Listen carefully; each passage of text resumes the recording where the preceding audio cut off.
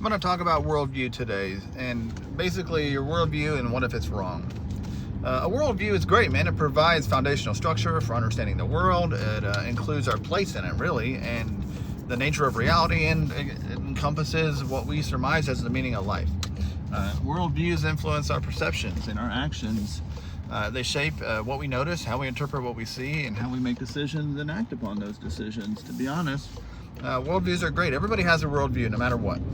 But out of the whole world, out of the billions of people in the world, there are major areas, major collective groups of people that have the same types of worldviews, right? And the top three, just the top three that are grouped together at a high level, are the Christians, Islams, and basically secular or non-religious people. So Christianity makes up of about 2.5 billion people. That's 31% of the world population. Islam is 1.9 billion, almost 2 billion people. That's 24%. And then seculars or non-religious people, atheists, agnostics, people that are kind of on their own, we're talking about 1.3 billion people, 16% of the world population. But so we all gather and see and experience and share like and similar worldviews, but there are core areas about our lives that pick up particular values and how we live out and experience life. But the thing about it as a Christian, and what I'm trying to encourage other people to kind of pick up, is if I'm wrong about my worldview as a Christian, as a follower of Jesus Christ, if I'm wrong about following Jesus and all this has been a waste, I lose my pride. Biggest thing is I lose my pride, to be honest. But if I don't follow Christ and I end up going through life experiences and then come to a death, and I don't choose to live like a Christian and understand who Christ is throughout my life and my tangible life here on earth, if I'm wrong about that and I choose to live that life, I could lose an eternity opportunity, right? An eternal opportunity, a next process for experiencing life, whether it's physical, tangible, or metaphysical, whatever you want to call it, right? So what is the most important decisions we'll ever make in our lives? And they're really not who we're going to marry, not what career we're going to take, or what we're going to do with our lives as a career, but it's, or not, honestly, not even about if we're going to have kids or not. It's really about what is actually true about God, the world around us, and ourselves, individually and collectively. And we all bet these things. We all bet our lives on the answers to these questions. And they are actual bets. We're gambling these things, regardless of how much certainty we think we have. And some of us call it faith or reason or both. But ultimately, we all are staking our eternities on it, or potentialities for an eternity on it. Because everyone has a worldview. Whether you're a Christian, a Muslim, a Hindu, secular, atheist, agnostic, whatever, anything else really, everybody is all making a claim about origins and meaning of life, morality, and destiny. Even saying, I don't know these answers, I don't know, what's the matter, is a claim in itself, and it assumes you're basically living life without knowing. So everybody's doing this, regardless. Imagine this though. I got a little illustration to imagine this. There's three people on a cliff, and they're at the edge of a cliff, and all they see in front of them is fog. And they know that on the edge of this cliff, there could or couldn't be something on the other side. But this cliff there's a chasm between them and the other side. One says, I'm sure there's a bridge here. I can't see it, but I'm sure there's a bridge in this fog. The other one says, I'm sure there's a bridge somewhere else. And then the third one says, I'm not sure, I'll just start walking. The fog doesn't really care. What they're looking at in front of them doesn't really matter what they think. The reality of whether there's a bridge there or not will meet them all the same. One will fall, one will start walking across the bridge, or one is going to go look elsewhere and maybe never find a bridge. Or might find a bridge out somewhere else, but they have to take the experience of logic and the reality of that choice. So the point of that is it all surmises around logic and reason. We live in a world where people make decisions based on probabilities every single day, all the time. Business deals, crossing the street, weather, surgeries, investments, how to raise our kids, all these things, right? We all make logical decisions based off of whether I should eat this sour milk, drink the sour milk or not. There's risk behind everything. Now, why is that? Because we understand risk. We know how to do risk. We don't know how to process it. Yet when it comes to eternity, or this idea about eternity, we all demand absolute proof before committing, but still live as if one worldview is right. So if Christianity is false, I'm just living this life, I lose my pride and maybe a few Sundays, Thursdays, Tuesdays, a little bit of money. But if Christianity is true, right, the non-believer loses their soul, or an opportunity for their soul to continue into a more positive state past their tangible life. But my point is, the risks are not the same. They're not equal. One is greater than the other, right? So we'd have to test worldviews. Christianity is anchored in history, eyewitness accounts, unmatched manuscript evidence, right? And a worldview that's basically coherently explains why the world is both beautiful and way messed up and broken. Islam, likewise, it covers moral clarity and devotion, which is beautiful, by the way, but historically conflicts with this verified events about Jesus' identity and resurrection.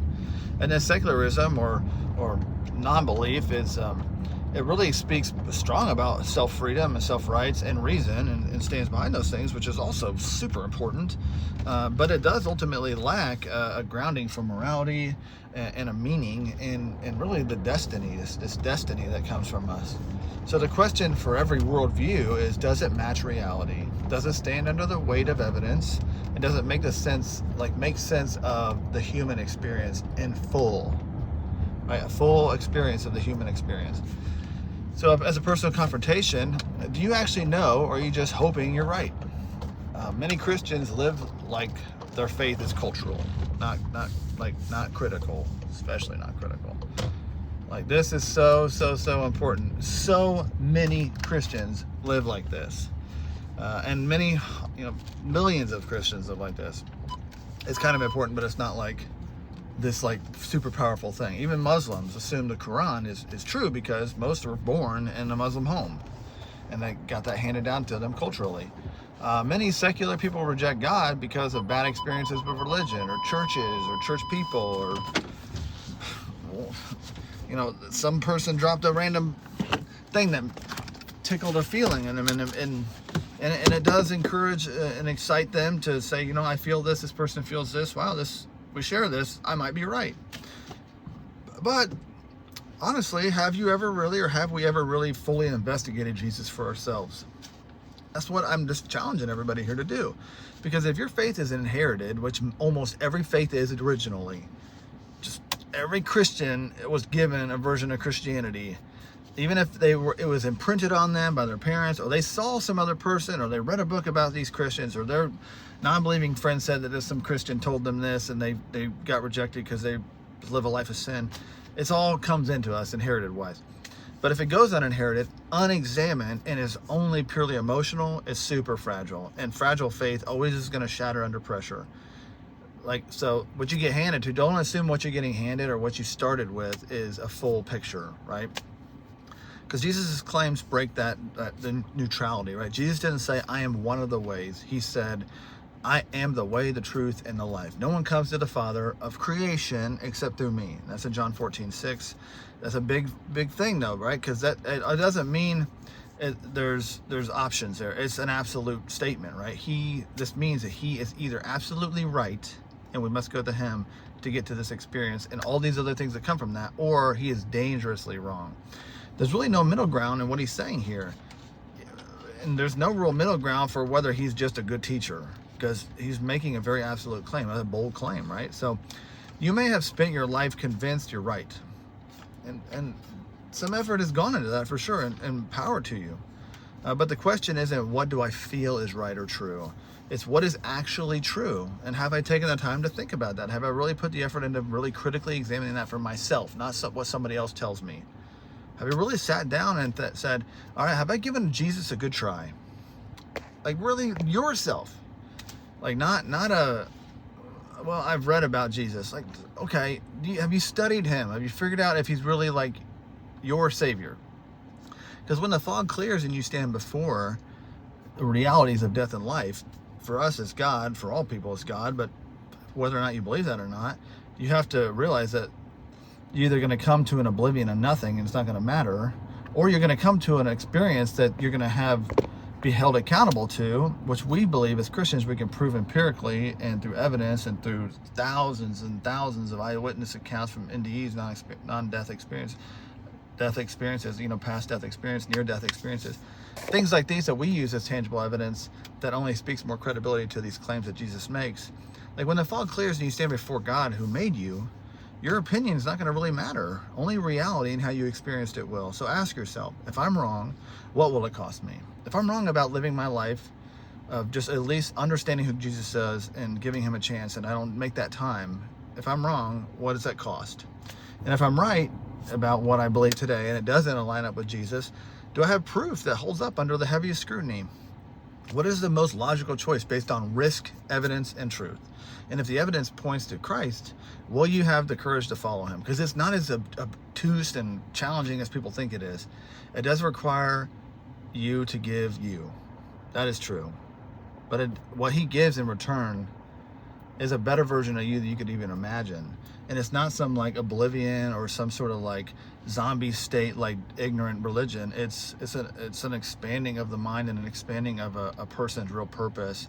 And I'll tell you, you're not going to find a better way to explain your design and your purpose than experiencing what Christ has to teach you. But you have to figure that out, not somebody else show you about that. You have to make time. If you want to start that process, I would love to partner with you on that and just at least show you who this Jesus is and let him experience himself to you. I'll never force anything down your throat, but I will strongly encourage you to at least give Jesus a chance, because you're staking a lot on that. So prove it to yourself.